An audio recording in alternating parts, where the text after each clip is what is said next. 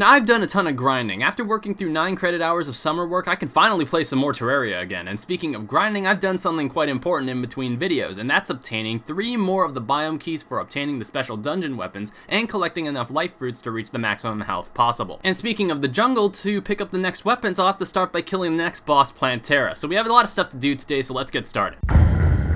I also don't really talk about this stuff much, but I really wanted to thank you all for the surprising support in the previous videos. Over 10 likes in the past 2 videos in a row. How often does that happen? I don't express my appreciation for this in my videos very often, so thank you all so much. Perhaps we can keep doing that, maybe? Anyway, enjoy the video. Well, if there was a video, well, there is one, but the original footage is lost to the infinite void of my stupidity. What I'm saying is that I didn't record it. So instead, I had to structure this video to consistently reflect the progress I made. I'll explain more, but let's start with the footage I do have, like an actual building segment this episode. Let me show you the new desert pylon base I made in this video, and get to the more confusing part later.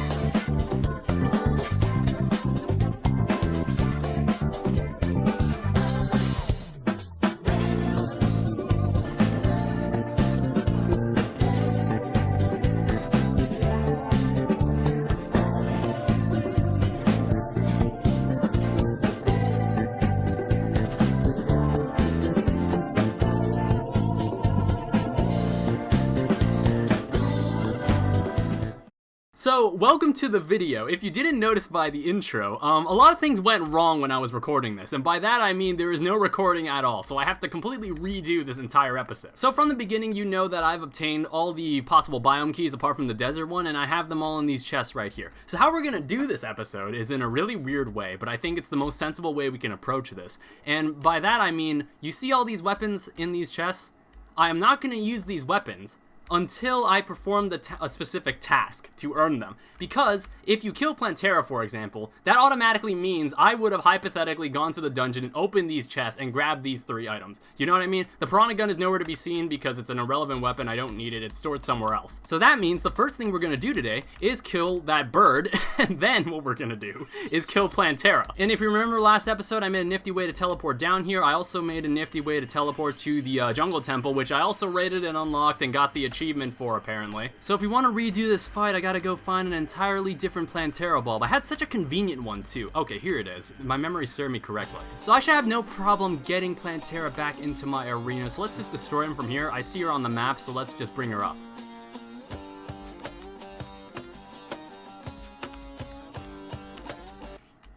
And I accidentally despawned her. Great. Alright, you know what? I have a more surefire method. Let's head down here, and I think it's finally time to test if this area actually can be a legitimate jungle biome and it's not actually overtaken by the mushroom forest. Let's see if Plantera's enraged when I summon her. She seems pretty friendly to me, so I think we gotta fight. God, I've never been so pissed off at a recording. I've never been so pissed off at a video I've worked on. I've never been so angry recording a video, not since like the Geometry Dash Club Step video from like way back when. Remember when I played Geometry Dash? That was such a long time ago, and I'm already getting absolutely torn apart. And I forgot to mention that this boss was actually going to be really easy, considering that I've brought a flare-on into this fight, which again, it's another item that you wouldn't expect to have during this boss battle, and I'm about to die. Okay, let's chill out here. All right, let's heal, and maybe perhaps not die, because this room is way smaller than the one I would have been fighting this boss in. Okay. Ooh. Oh my god, that was super slick. You know what? This is actually an interesting fight now. Okay. Oh, I thought I was dead there. Alright, give me this treasure bag. Alright. I got the same weapon I got when I first opened this in the other recording. The garbage weapon. I didn't want this thing. Actually, I don't know. Comment section, is this weapon garbage? Is the leaf blower good? I don't need this temple key. I've already opened what I needed to open. So I made a teleporter to this place in the failed recording as well. And let's assume I went down into the dungeon. Let's assume there was a message that said screams are echoing from the dungeon. Let's assume that I went through this entire dungeon, died a few times, but despite all that was able to power through it and actually grab all the biome weapons, minus the desert one. And I don't plan to grab the desert key in this playthrough. I think if I ever do a summoner run of this game down the line. Maybe I will, I'm not sure. That's probably when it'll be a guaranteed fact that I'll go and grab that weapon. And ooh, a Kraken. I already did get the Eye of Cthulhu, but I plan to redo all the solar eclipse related stuff in this video as well. But at least I am getting plenty of ectoplasm off this. And with every cut, I'm also checking to make sure I'm still recording, because I don't know how I turned off my recording the first time I did this. So while I was sitting around, I did grab some nice stuff. Sniper rifle, Kraken. I'm not going to be using this Kraken for long. I don't need this extra life fruit. I don't need this leaf blower. But now you'll see how this works. So just because I traveled through the dungeon, I killed Plantera. That means I was able to go and grab these 3 weapons. The Scourge of the Corruptor, the Mystic Rainbow Gun, and the Staff of the Frost Hydra, a nice sentry weapon. Now also assume that the Defender tokens that I grabbed, speaking of sentries, from earlier in the series, I don't remember what episode it was when I farmed all this stuff, but remember when I grabbed enough to buy the next tier of weapons from the Tavern Keep? I had to save up enough so when they become available I could buy one immediately. I went and did that. I bought a Ballista Cane, which is an upgrade to the Ballista Staff, and I'll use this in Tier 2 of Old One's Army, because we can't kill Golem this episode, because that'll push it into Tier 3, and I don't want to be underpowered for that fight. I want to make sure I have enough Defender medals to spend on the max tier sentry weapon, so I can fight Tier 3 a lot more comfortably. You probably also noticed in those chests that there were Old One's Army's weapons sitting in there, and I'm probably not going to pull those out because I'm going to take a bet and say that I'm going to get similar weapons from this fight too. So if you didn't notice by the thumbnail, I'm also going to be fighting Old One's Army. So I'd like to fire a rainbow, maybe use a Staff of the Frost Hydra over there because that doesn't count as a sentry. It doesn't cost Ethereum mana to use, so I might as well take advantage of it. I forgot to do that when I originally recorded this. I'm going to give the Scourge of the Corruptor a chance in this fight because this is honestly a really nice weapon. So I'm just going to edit out all the parts that look really easy to do, and I'm just going to cut to when the battle actually starts to give me a hard time.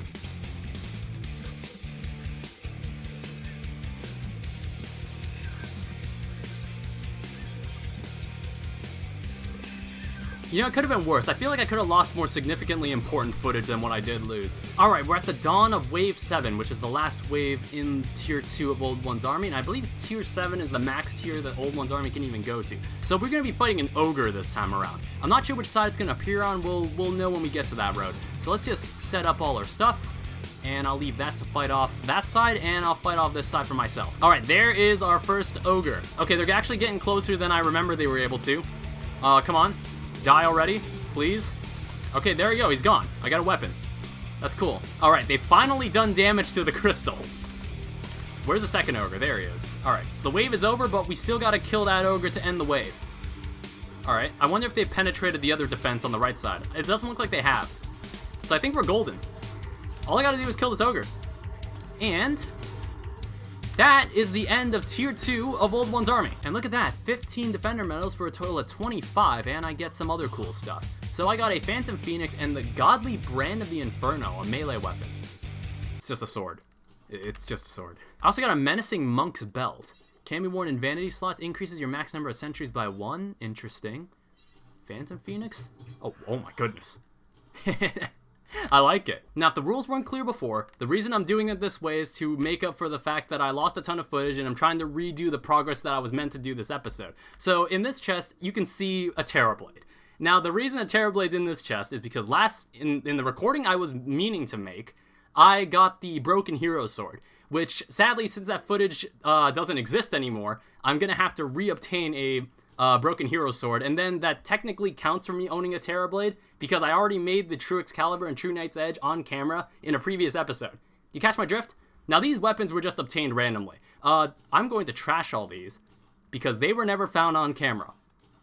Do you understand how this works now? The Terrorblade gets to stay because all I need to do is obtain a Broken Hero Sword, and that kind of counts as me making a Terrorblade because since I had the 2 other components, collecting a Broken Hero Sword would have meant I already make a Terrorblade at that point, because that's what I would have done. So hopefully my over-explanation of the rules for this video makes sense, and I hope I never have to explain something like this again, because maybe I'll actually record my damn footage next time. Now, in the lost footage, I did run through the Jungle Temple, and I believe inside this chest, I obtained a bunch of Solar Tablet fragments, which allow me to make a Solar Tablet, which allows me to summon a Solar Eclipse. So that's what we're gonna do next. And I believe I even have some Lizard Power Cells lying around somewhere. I don't know where they are at the moment. Maybe they're in my safe? Yeah, they are. There they are. Alright, so as it turns 4:30 a.m., we are going to activate a solar eclipse, unless one happens for me. Okay, nope, I'll just summon one myself. And what we are after is a Mothron. We want to kill one and then hope it drops a Eye of Cthulhu, or maybe it drops a Broken Hero Sword. Or it could drop both. So since we killed Plantera, we can take advantage of all the content that's available in the solar eclipse. All the mobs that are meant to spawn now can spawn, and all the drops that I can collect are able to be collected. Oh god. Like maybe a Deadly Spear Staff. Give me one, right now. Okay, no, never mind. We're still waiting for a Mothron though. And there's a Mothron. Let's hope it drops what I'm looking for. And that was far easier than the first time I did this. It took a few Mothrons to actually get a Broken Hero Sword. So that means I would have hypothetically crafted the Terra Blade. That means I get to own this weapon. So I'm sorry how this video was structured. It was structured in a super weird way, but luckily this all happened faster than I thought. Everything kind of, okay, that's really loud. Everything that I meant to do this video kind of just happened in such rapid succession. And it was a very productive episode. I mean, productive assuming I would have recorded all this on the first go. So I'm just gonna let the rest of the solar eclipse play out. Maybe we can get our hands on some of the other drops in the solar eclipse, like the Eye of Cthulhu.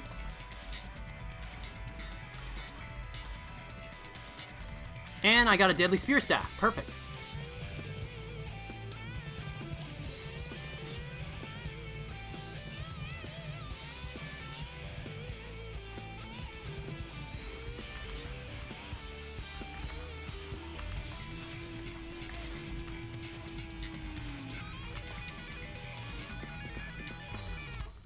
And there's an Eye of Cthulhu. Hey, a Psycho Knife. I think I've got every drop I could have wanted from this invasion. I'm having way better luck than I did in the failed recording. It took, I think, 2 separate solar eclipses to get everything I wanted from this invasion. Alright, and that's a wrap. You can all beat it. You can all go home, back to wherever you popped out of. And now we can take a look at all the nice loot we picked up, including all the cash. So let's just run through here. And that is 1 platinum coin from an entire day of farming the solar eclipse. Pretty good. Also got some vanity items I'm probably not gonna wear. Oh, but I did get a Psycho banner. That's a new one we can slap under here. Alright, I found this in the failed recording. Check out the speed on this Psycho Knife. I don't know if this weapon's good and all, but with a melee build, this thing's so fast. It's great. Now, I would like to say that this has been a productive episode and I've done everything I wanted to do in flying colors, but I already did this the second time over. Does this video even deserve a good outro?